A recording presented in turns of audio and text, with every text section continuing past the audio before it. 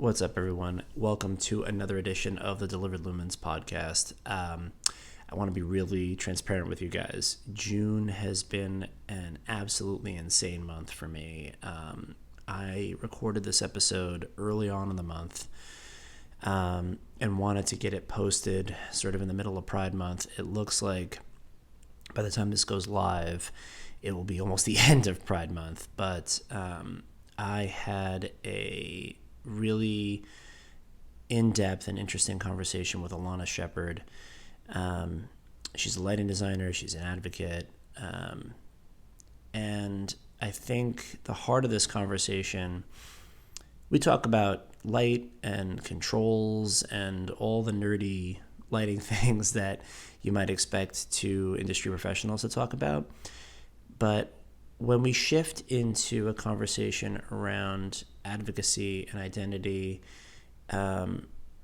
we really get to the heart of what it is to be a creative person in a professional world, and acceptance and empathy and the things that shift the pride conversation from a political one where it becomes about strange rules. We start by talking about Alana's design history in the industry, some of the marquee projects that she's worked on over the course of her career. And then we shift into advocacy, and that was done purposefully because I think it's important that we focus on a person being a person and not just one aspect of who they are. Listen, there's a lot of really great stuff in here, whether you're a lighting nerd like Alana and I are, or you're interested in how we move forward as a culture. I think there's a lot of, we touch on a lot of that as well as we go forward. Thank you, by the way, for subscribing to the podcast, for sharing it with your friends. If this episode's valuable, please do the same. I believe that we are creating a broader conversation with this show, and we are introducing the lighting community to a broader community, and that's something we all need. So please like and share this if you get a chance. Tell your friends about it. Send me emails, mail@deliveredlumens.lighting. Talk about what you'd like to see on the show or hear on the show. You can find us on YouTube. You can find us on your favorite podcast apps. Thanks so much. And without further ado, here's my conversation with Alana Shepard. Well, hello, Alana. Welcome to the Delivered Lumens podcast. How are you? I'm good, thanks, JP. How are you? Today is the 8th of June, and it's raining less ash in New York City, so I'm better than I was yesterday. It was pretty terrifying yesterday. Yeah, I looked at. So in the infancy of this little podcast, this little show that I've started, you are only the second lighting designer to join me, but I think your path through lighting is pretty common for the industry because you started in theatrical lighting, and we're going to get into where you are today. But why don't you talk about how you got turned on to lighting in the beginning, how you got started in this whole thing, and then we can kind of go from there. Okay. It's true. My path is a common one. I started in theater in high school and in college. I was mostly on stage, and then I did electrics for a show, and I really enjoyed that. And electrics led to just more of an interest in lighting in general. I started taking the design track classes, and from there I was hooked. I designed Yeah. one show, and I designed another, and another, and another, and the rest.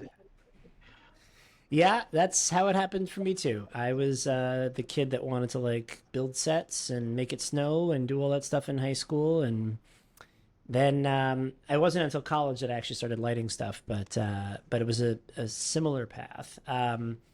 And so for me, when it came to lighting, I really liked the aspect of assisting the director in telling the story. Was it a story driven thing for you, or was it more about the aesthetics and what people were looking at on stage? I'm just trying to think at first what initially drew me. It really was, I think, the aesthetics, Mm. what I can do to move people, which I guess in a way is also a bit story, but it's the manipulation factor. Right, because light is, I think it's underappreciated, and one of the purposes of this show is to try and bring the purpose of lighting design out to a larger population, a larger group. And I think it's underappreciated in so far as the pictures that we're seeing, whether that's on stage or in your favorite TV show or movie, is the visuals of light are very key or an important key to how we understand a story, how we understand character. Um, how did how now you were exclusively doing theater for how long?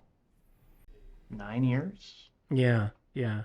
Yeah. Regionally or around New York City or both or? Oh, regionally, this was in the Northwest. I was, Oh, okay, okay. yeah, this is starting in, I'm counting beginning of college. Yeah, Um, and yeah, just doing college and local regional stuff. yeah. And then when I moved to New York City after grad school, I switched exclusively to architectural lighting. So talk about the move through grad school. That was grad school architectural lighting study focus or more theatrical lighting, and then you came to New York and did architectural. It was theatrical lighting. Okay, I, uh, I did the MFA program at Carnegie Mellon. okay, okay. And so what brought you from theater to architecture? The need for a steady paycheck. Yeah, Yeah, yeah, I know that too.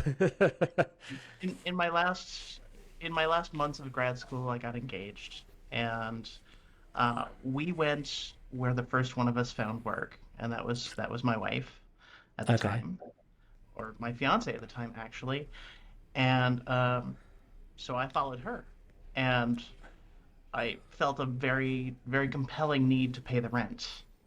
Yeah. So I started looking for steady work, and that led me to Focus Lighting, where I got my first job in architectural lighting, and that's where I stayed. Well, I stayed in architectural lighting for a long time.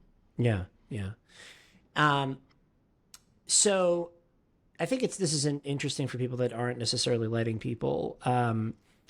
The skill sets of theatrical lighting, while specific to that, that craft in some aspects, are also universal. What aspects of theatrical lighting design to you port over well into architecture? Because I know this is kind of a growing debate in the industry about the stronger path into architectural lighting. Interesting. Uh, it's I think the sense of drama informs so much. I think Hmm. it's a less technical approach, a more emotional approach, Mm-hmm. and I feel like there's more soul in it. Yeah. Yeah. Yeah. So I think that's an interesting comment. I think that the nature of theatrical lighting is much more hands-on, even for, I never personally, I never designed anything, at the Broadway level or anything like that, but I worked with several Broadway lighting designers, and even they liked to get out of the chair and like grab a fixture. Like if we weren't in a union house and they didn't have to worry about those things, it was like they would pick up a light and they'd start to play with how it was going to sit on the set or how it was going to strike something.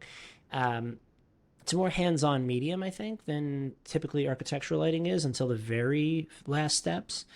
Um, and I think it gives you a different appreciation for lighting instruments, lighting fixtures, luminaires in general, and how they work in a space. Um, I was somebody that like to this day I've only played with AGI a couple times in my whole life, right? Because I just never had to learn it. I got out of the architectural side before it was a strict requirement to have that skill. Um, does the pacing of architectural projects bother you? Because it always bothered me. I was always used to theater stuff where it was like, we talk about it in January, it's on its feet in March, right? Like, Yes, yeah, yes and no. mm, Each discipline has its own strengths and weaknesses, or mm-hmm, pluses and minuses. if you will. I mean, I appreciate the permanence or the perceived permanence of an architectural project. Sure. However, with a theatrical project, you see it at its best and it stays that way. And it may be momentary, it may be fleeting, but it's perfect that entire time. And something that I've noticed and lamented is with an architectural project, no matter how thoroughly you document it, how well you leave an O&M manual, uh, it tends to degrade over time. Nobody loves it as much as you do. At least Yeah. that's my take on it. That's interesting. Well, I have two questions about that. The first would be, do you think that LED is improving that degradation at all, or do you think that it's still an issue? It definitely complicates it. Yeah. It's the advent of LED has only brought so many more layers of complexity and points of failure. You now have to Mm. you now have to align the source with the power supply, with the dimming, with the dimmer, Mm. uh, and it's it's a rare person who has that all straight all the time, and it's certainly almost never the operator or owner. Just to broaden this out to the wider audience, what are some, do you think that part of the degradation here is that light is one of the few things in a building system that is, for lack of a better term, burning something, right? We were burning tungsten, we were sort of burning fluorescent gases. Now we're burning phosphor and we're making light that way. And because of that, there is just a natural degradation. It may be slower because of the new technology, but it's still happening. I have a little bit of a pet theory about this, that because of the longer degradation of LEDs, what's going to happen is we're going to have lower quality light than we did with fluorescent, because fluorescent fixtures just fails, right? Like lamps would just go out and people would notice it. Now we're going to get these slow, sort of grading failures and Oh, weird color shifts and stuff. Yeah. absolutely. We're already seeing it. Mm-hmm. We're 10 years out from the beginning of using white LED as a viable source, Mm-hmm. or I should say 10 years in rather, um, and viable in air quotes. Um, Right. yeah. But since it started to be used somewhat regularly, and we're definitely seeing that exact kind of failure, Mm-hmm. a slow, sad degradation. And so I think the average person who doesn't think about this stuff every day might not notice this until it's acutely bad, right? And I wonder about what that means for our spaces. It's a good question. I think perhaps the answer lies in finding a way toward more standardization in terms of sources and Mm. a way to measure and replace. Mm-hmm. Mm-hmm. Um, but that gets expensive. Onboard sensors and that sort of thing. Mm-hmm. Creating failures that otherwise would live on and just be of poor quality. Let's talk about some of the real sort of key projects or marquee projects that you've worked on over the course of your career. Right? The one that I see you post about at least once a year is the ball in Times Square. Um, Usually in late December. Big surprise. What was your role in that project? I was I was brought into the project as the assistant designer. I was at Focus Lighting at the time, so I was working in Christine Hope's studio Mm-hmm. as her junior, and in my role, I ended up researching and specifying the control system, which was a EQ lighting application suite, and in the process of that, I ended up programming it. Uh, yeah, I they they had a programmer, Jörg Moritz, who started out doing the work, and too often I was trying to convey the specifics of the need, and over the course of learning the software and what its capabilities were, I realized that I was getting capable enough to just do it. So too Sure. often I would shove Jörg aside and just start doing it, and before long he was just watching me. Yeah, yeah. I just ended up taking it over. Yeah, I get that. I get that. And what kind of a timeline for that process was it? How long did it take to program the ball? It was about 6 weeks. I was up at Okay. Hudson Studio for 6 weeks for a 6 hour show. And was this, were you programming it and seeing it live, or was this all previs work? It was a combination. Okay. Primarily, I was sitting right in front of it, but I would go back to the office and do offline work with a pre-visualizer. Okay. Okay. So I think that, this is another thing just to sort of reach back and point out to people what is possible on the technology side is almost infinite. We've gotten to a place where lighting is essentially 100% digital now through the use of LED as a source. And because of that, we can do almost anything if the time and resources are allocated to doing it. And what you just heard is that it takes 6 weeks to program the Times Square ball, right? Because of all the animations and all the intricate things that it was doing. If you're willing to dedicate that kind of time and those kinds of resources, you can make incredible things happen. And that scales up and down, right? So whether we're talking about simple things in a relatively simple like retail space or a hospitality space, all the way up to Times Square, there's the capabilities are there. It's about just utilizing imagination and giving professionals the resources they need to actually do the work, right? Was that the most time and space you were given to work on something like that? Yeah, I would say so. Yeah, the most Yeah, breathing room. Yeah, yeah, because that was that was kind of a sandbox. I was given the space to play and to learn because it was still a hmm new software for me. Like if I had to do over again, I could probably do the same show in much less time. But right, right, right. yeah, but I also have many years of experience with that software under my belt now. Sure. So, um, yeah, yeah, I would say that was the most space I've ever been given. Yeah, yeah. In architecture projects, do you feel like controls are the biggest pain point still, or is it installation? What are the things that you see on the architectural side that are sort of the biggest pain points to seeing a successful design go through? It's certainly a failure point. It's often Mm, overlooked, forgotten, just sort of given lip service, hmm uh, or misspecified. Yeah, Absolutely. Um, yeah, happens all the yeah. time. I'm not really a technologist in this sense. Like I don't really understand why the market works the way it does, but I know that on the computer side, a long time ago, we kind of standardized on certain controls protocols and certain communication protocols, and that enabled, hardware and software manufacturers to flourish, right? Because they knew what standards they were building to. On the theatrical side, we still use DMX as the base, protocol, not because it hasn't been, supplanted or technically it hasn't been replaced or moved past, but because it's a standard that everyone can build to, right? Like it's a way that we can still work.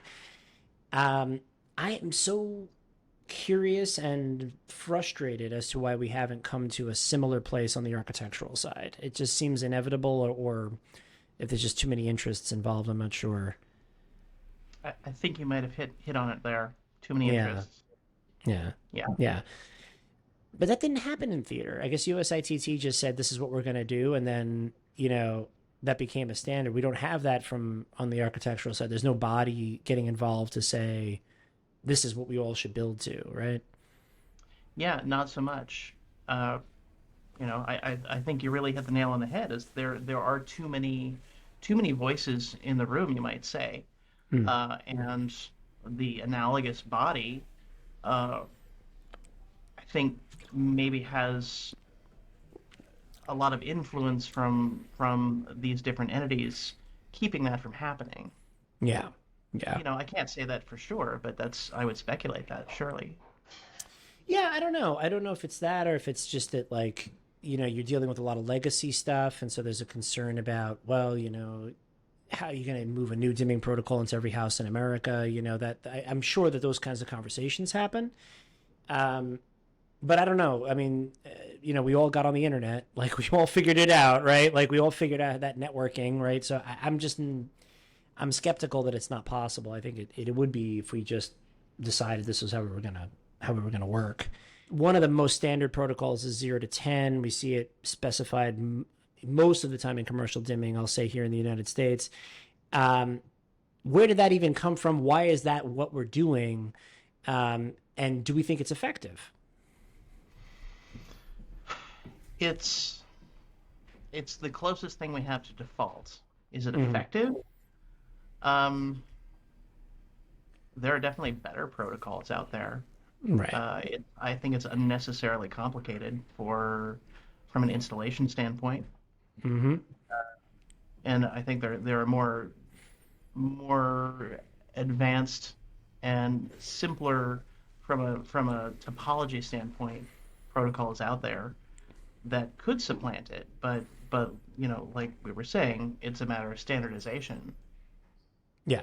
Yeah. It's standardization and accepting that any protocol that was selected is not necessarily the perfect protocol. It's just better than what we have, and it's something that we can build to. Um, I think that's what it comes down to at the end of the day.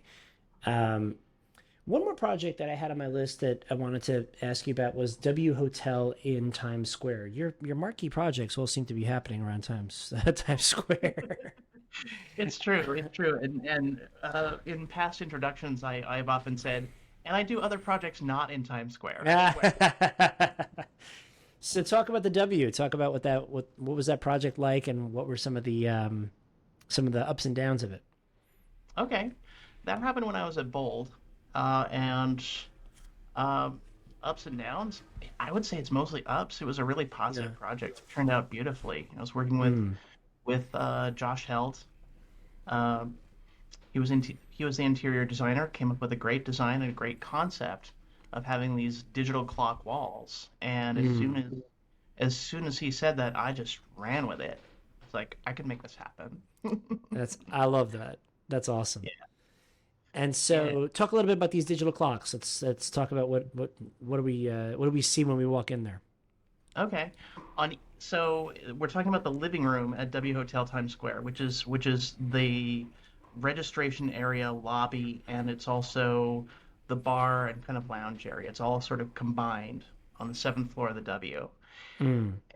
On one end, behind the registration desks, there is a large digital clock wall. It's made up of several 13 segment LED, like large scale, I think like 2 foot by or 2.5 foot by 1 foot or something like that.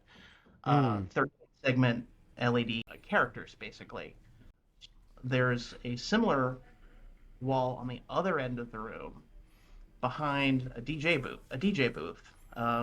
a DJ booth that's spherical, sort of stylized after the Times Square ball, and there's a banquette, a curved banquette behind it with a curved digital clock wall. That's very cool. Yeah, and these walls show patterns and just sort of ambient displays most of the time, and every I think it's on the hour most of the year. It pops up a little countdown clock to New Year's. Like there's no indication of what that countdown clock is, but you just And and then as it gets closer to New Year's, like I think in the month of December, it starts being every 15 minutes okay, that countdown pops up, and then New Year's Eve, there is a show that is uh, synced, at least as far as like queue structure wise, synced to the Times Square ball itself, because I happen to have that show file. well, there you go. You had some insider knowledge there. That's pretty Yep, funny. That's yep, awesome. That's very, very cool. And do you know if that show runs to this day? yeah, it does. I was there last December and I refreshed it. Well, there you go. So this is an ongoing project. I didn't know if this was one you walked away from or you got to come back to. That's fantastic. That's really Yeah, cool. Let's shift gears a little bit and let's talk about.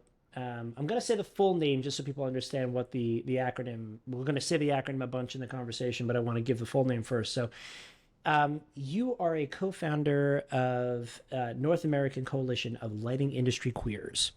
We're going to call that NACLIC for the the purposes of the conversation. Um, Hmm. Talk to me a little bit about the founding of the organization, what you feel the role is within the industry, and how this advocacy came about, why this advocacy came about in your career. Okay. I'm actually the founder. I'm the The founder. founder. Yes, it was basically all me for a year and a half. Okay, that's my mistake. I'm sorry about that. Oh, yeah, not at all. It's easy to mistake. Sarah Schonauer, my co-chair, does a lot of hard work, and she is amazing. I'm so glad to have her on board. Mm, But it started in the depths of the pandemic. It was the first legislation, the first virtual legislation in August of 2020. I had I'd come out in May publicly mm, as transgender. In the fall before, I was sort of playing around with gender fluidity, but that was kind of a stepping stone. Um, but this legislation was really the first time I had approached the industry at all uh, as my true self. mm, And I was at a wild panel discussion just as an attendee, mm, virtual attendee, about women in lighting, veteran women in lighting.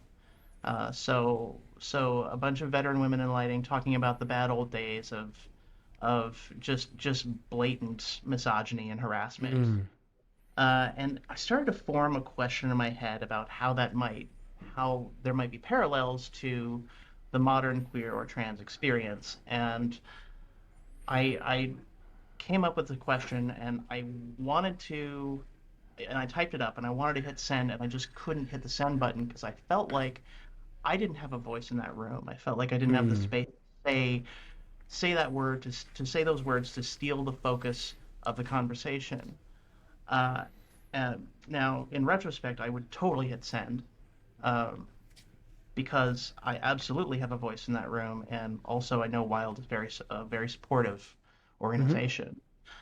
Um, anyway, at that moment, I didn't feel that way, and I walked away from that panel discussion feeling alone and frustrated, mm, and like I did not have a venue and a voice for me. So I actually talked to Kelly Roberts about it. Kelly Roberts, the president of Wild, mm. uh, about it. She and I are friends, and uh, and I told her I was kicking around the idea of starting something, and she said, "Go ahead and do it. Yeah, absolutely." So that was a Thursday, and by Monday I had a website up. Mm-hmm. Mm-hmm. And so, talk a little bit about what NACLIC is working on these days, what role you see it taking today in the industry, because that's the origin story. Where are we Mhm. today, and where do you see it going as you, or what are you prioritizing as we go forward? Right. Well, yeah.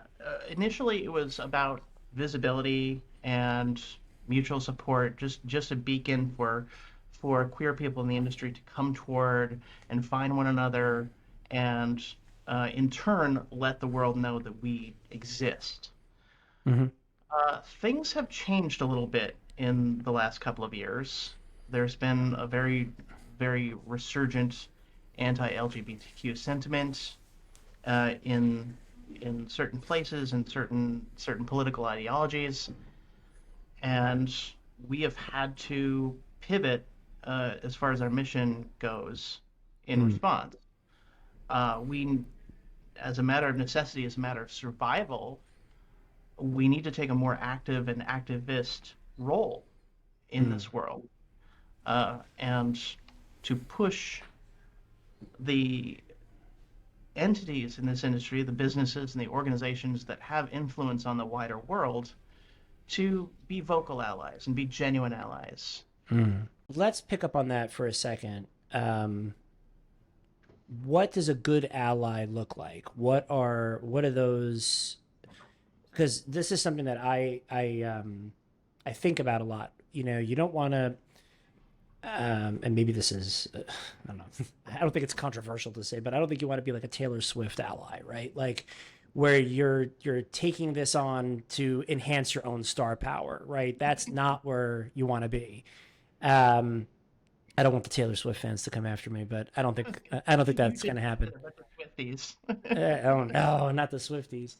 Um, but but when I think of an allyship that is more for bolstering your own, brand or whatever, what does a good ally look like? What does that look like to you, both in the lighting industry and just in general? Well, and that's exactly it. Allyship, corporate allyship, uh, largely consisted of changing your logo on June 1st, Mm, and maybe trotting out a token queer employee on on a website profile, uh, and that's it's tough because there's a certain amount of visibility that is necessary from the corporate world, because this year is very different. That's not mm-hmm. happening, just out of fear and a, a desire to not rock the boat, I guess. Um, Well, yeah. So I mean, only because you brought it up, I'll ask. I mean, I think there was a lot of like criticism about corporations sort of getting out there and having a pride message. And now it feels like they're pulling back from that. Now there's criticism that they're not doing anything. And so I don't. It kind of brings me back to the question of what does a good ally look like? How do you do this in a way right, that's right? Yeah. right. Well, a good ally walks the talk, Mm, meaning, okay, you put up your rainbow logo, great, but you gotta be supportive all year round, and you have to call the hatred out for what it is. mm-hmm. Uh, there's no ethical path towards supporting this anti-LGBTQ Said legislation. before, It is walking the talk, right? So is that I think people who, and I'm going to try to ask this in a way that is the most polite I can think of, but I think people who are not directly affected by this debate or don't think they're directly affected by this debate, right? People honestly that are, let's put it the way it is. Straight white men do not think that this is a debate that really affects them day to day, right? Because the existing culture is sort of set up that way. Um, but I think there's plenty of people that are supporters, that are that consider themselves allies, who just don't know what. So what does that mean? What do I do? How do I act? How do I actively become a part of this? If that's the way I feel. Well, and that's just the thing. It's living with empathy. It's Mm, realizing that even if it doesn't affect you directly, it affects somebody, mm, and nobody is free. To paraphrase Marsha P. Johnson and others, nobody is free until we're all free. mm, Um, so it's recognizing that there is uh, inequity, inequality mm, in this world, and some pretty harsh discrimination, and uh, realizing that that's unjust and working against that, being mm, vocal in the opposition of that and in the support of the marginalized people that such measures and such legislation affects. mm, mm, And beyond that, giving money. Right now there are trans people who are fleeing states affected by this legislation. I mean, mm, literally fleeing. They are packing their bags and uh, leaving their lives behind, leaving jobs, leaving family, to get out of these states that aren't letting them get the medication they need, that aren't letting them use public bathrooms, that aren't mm, letting them access medical care, that is more or less guaranteed to everybody else, and that takes money. That takes money that, mm, frankly, these people don't have. mm, And so, donating to these mutual aid organizations, that's another good Mm. thing to do, and something that allies can do. So I think one of the reasons I wanted to start with your design history and the projects that you've worked on is I fear that the age of social media and the age of digital branding of ourselves can tend to flatten us. Um, Within our industry, because of my pandemic coping strategy was locking myself in a shed in my backyard and doing lighting demos, right? And so when I go to, like, I was at Light Fair, we saw each other at Light Fair. When I was at the party, I was like, oh, you're that shed guy, it's like, even, ugh, great. um it just has a way of doing that. And I wanted to start with your design history because you were an integral part of designing an architectural icon that literally the entire country looks at every year. Um, you are an advocate. You are somebody who is involved in um, a cause that you believe in deeply because there are wrongs going on. But that is not all you are. And I think it is important that people understand that we can flatten each other out so quickly. We can so quickly just point out, oh, she's an advocate for this, and it's not my thing. You're also a professional in this industry. You are also someone who has done something that we all watch on TV every year.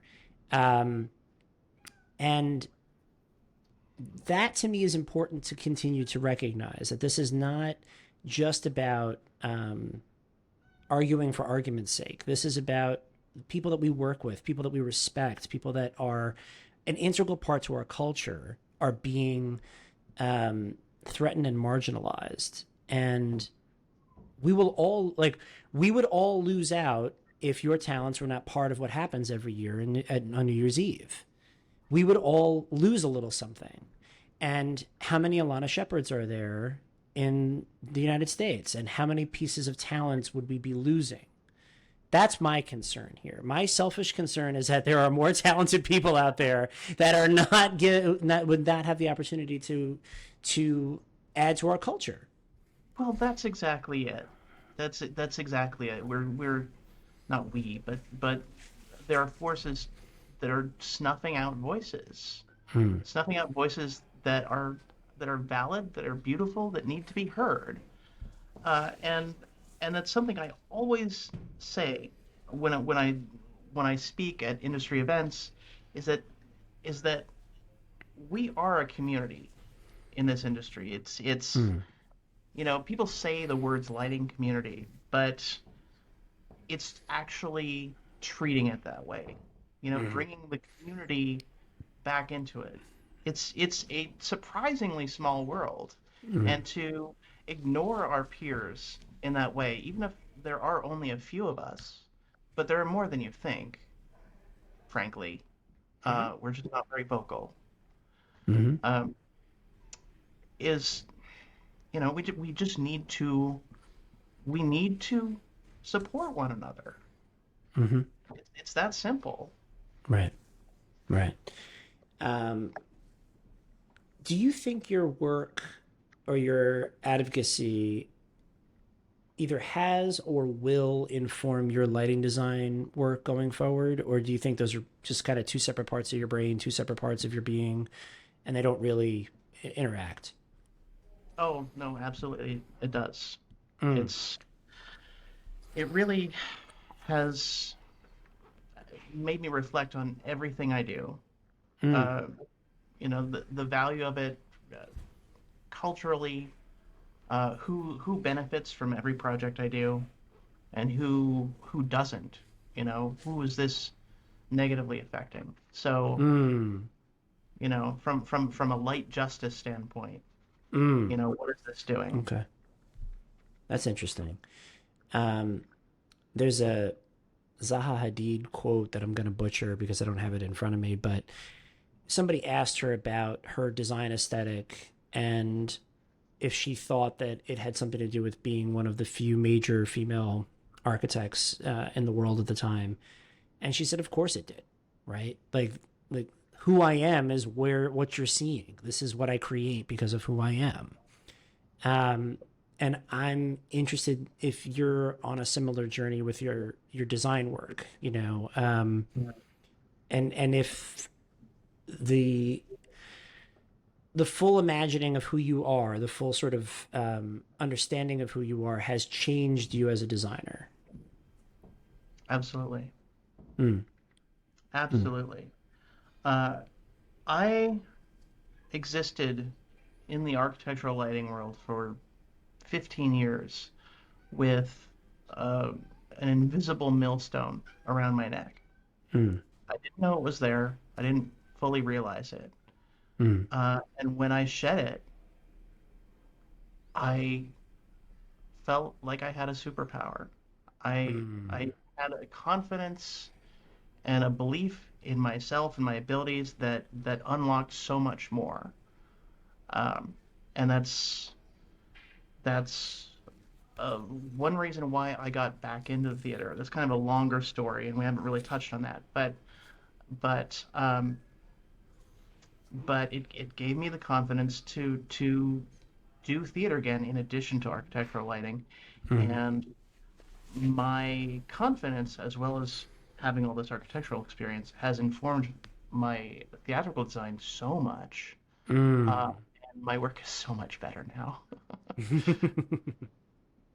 See, and that to me is another aspect to this, another sort of human aspect to this, is that um, very few creative people work as well when they're repressed in one way or another, right? Um, constraints are different. I think project constraints can yield creative solutions, right? That's almost always a good thing. Um, One day when I've had more to drink, I can give you my George Lucas theory, but that's a whole other conversation.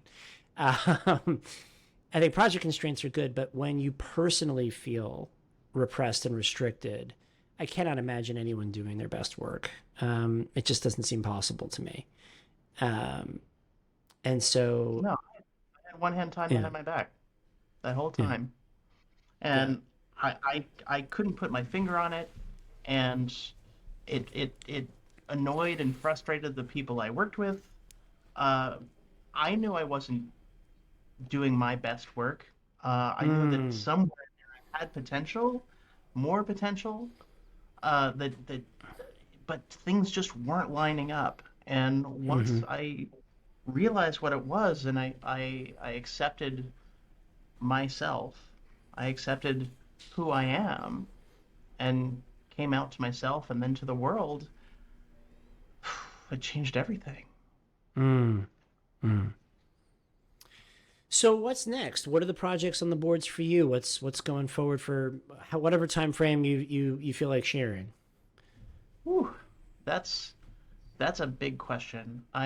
Mm, I right now I have my little one woman shop in Spokane, Washington, mm-hmm. and I pick up whatever this and that I can, and occasionally I do some consulting for other designers.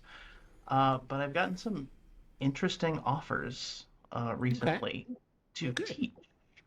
Oh, okay.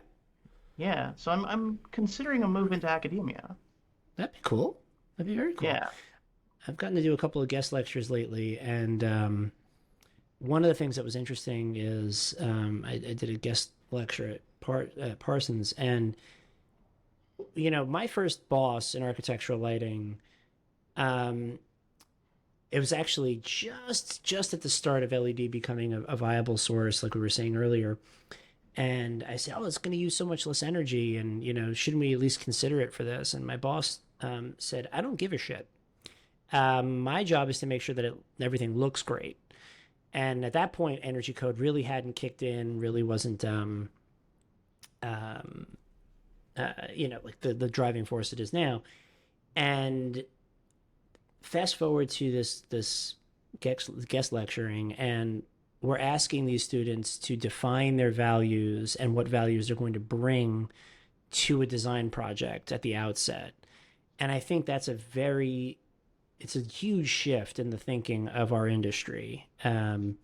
that this is something that designers should be thinking about, because I know the previous generation was not taught to think about that. They were taught to think about what looks good from a lighting perspective and stop thinking about everything else. And I think the culture has really shifted around that, and that's, I think, to the good. I think it's a good thing.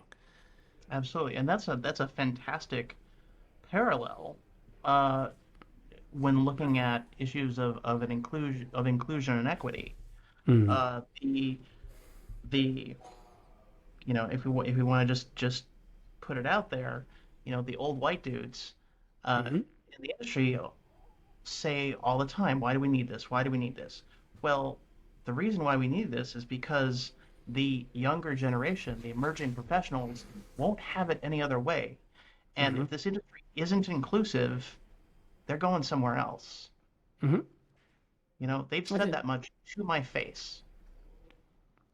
the inclusion and equity conversation gets a little broader, and I do think that there's just very direct technical lighting things here, right? Like, I did a panel on lighting and skin tone a few months ago, and the big takeaway from that was that not only do we not think about lighting different skin tones properly, we don't think about lighting people almost at all. That's not a thing we think about. We think about spaces and tasks. We don't think about people. And so nobody's happy with it because of that. And I think that's an interesting conversation. Okay, well, I actually have thought about lighting people. Mm. Um, I always have thought about skin tone uh, Mm. in in in bathrooms and dining rooms. Sure. Um, bathrooms, you got to have a really high CRI light source, um, as high as perfect color rendering as you can get because there's someone in there putting on makeup. Mm-hmm. Mm-hmm. In there every day, looking at their face, putting on makeup. And if they go outside and look, 1,000% different than what they just saw in the mirror, that's a problem. The Sure. problem with that, though, is whose skin tone was I thinking about? Right. Right. Yep, yep. Right. And that was a moment, Yeah. smacking moment, um, when it dawned on me that maybe there's other skin tones we should be considering, and maybe 2700K or even 3000K is not the right white light to be considering for all people. Mm-hmm. There's a whole cultural difference there, where different color temperatures are actually more beneficial to different skin tones. You see in Asia and the Caribbean, you see 4,000, 5,000K as the most desired color temperature because it's more flattering to to darker skin tones. Mm-hmm. Yeah, I think that it's an interesting conversation because I think, we all come to these things with cultural biases that we are to varying degrees aware of or not aware of, right? Um, and so, of course, I was being hyperbolic. Of course, people thought about lighting people in other contexts, but I guess Mm. what I meant is that when we look at the industry literature, we don't look at literature that talks about flattering tones. These are rules that were just sort of word of mouth passed down from designers teaching other designers generationally. And there were certain people that were not at that table. Um, our literature talks about, how many foot candles at the table, how many foot candles vertically. It talks about contrast ratios and it talks about tasks and paths of egress and things like that. We don't have literature around this. This is more of an aesthetic conversation. And I think that, to your point, the folks that were teaching you and I, because I'm not sure your age, but I think we're pretty close in age. The folks teaching us looked a certain way and had a certain set of things that they thought looked nice to them, and they looked a lot like us in terms of skin tone, and that's a whole other conversation. And I think there's the good news about that conversation is I think it's two pathed. There's a scientific conversation, and I think we can get to a higher fidelity light source. I think we can do better as an industry in defining what a good light source is. irrespective of color temperature. I think there's a way to have that spectral conversation and get to a better place. The other side of it is trickier because you're getting into preferences. You're getting into, you know, getting a better sense for populational preferences, and that's a different conversation, and that's a one that I think is going to take more cultural study and more sensitivity, I think. Yeah, being aware though is a start. It's a Yeah. start. Not painting every project with the same brush. Mm-hmm. Mm-hmm. At least taking into consideration that maybe the person in that dining room or the people uh, going into that bathroom won't necessarily look perfect under 2700K. Mm-hmm. Right. It really is as simple as that, right? They just, thinking about that across as many people as you can, and and that's a big redefining of paradigms for people though in this little industry of ours. Just to zoom it out to folks that aren't necessarily lighting people, um, any high end restaurant that you've been in, any hotel that you've stayed in that's of a certain quality, all of these decisions are made by lighting professionals, right? The way you look in a room, the way you look in a hotel room, the way you look in a dining room at a fine restaurant, these were all decided. These were all factors that were designed by someone. And there are unconscious decisions that go into that about how we look and how we feel in these spaces. Um, and so I think just to frame this a little bit, what Alana and I are talking about is um, a very narrow sampling of people are making those decisions and broadening out and making them more inclusive about who are we thinking about when we design all of these rooms. And I think about this about back of house a lot. Where like back of house is where all the VE happens, and who's back of house, man? I mean, that's that's the problem, right? It's like I don't know. Anyway, that's a whole other That's conversation. there's a whole light justice issue there. Yeah. Everybody deserves quality lighting. Mm-hmm. And when Yeah. you think about it, we spend a ton of time and effort and money on the lobby of a hotel that people will be in. Guests will stay in for moments at a time. And we value engineer, which is a term I hate, but anyway, we value engineer the lighting back of house in the kitchen spaces in the back hallways where people are spending 8 to 12 hours a day working. Um, we value engineer that to the worst quality lighting because it's who we care about, right? And Oh, that's absolutely. It's yeah, not even in the designer scope usually. yeah, yeah. Yeah. And you know, on my end of the world, what I do day to day, I can tell you that we're always being asked for what's cheaper to put back there to save a few bucks. Hmm. Um, and that's where people are spending, 10, 12 hours a day working. So, all right, Alana, is there anything else that we should know about? We're going to have links to NACLIC and we're going to have links to your work and your website in the show notes so people can look you up, find you on Instagram, find you on LinkedIn. Is there anything?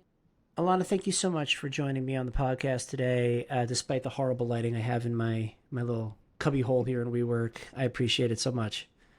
I'll forgive you. Just this one time. Yep. All Yep. right. Well, Thank you so much for the opportunity.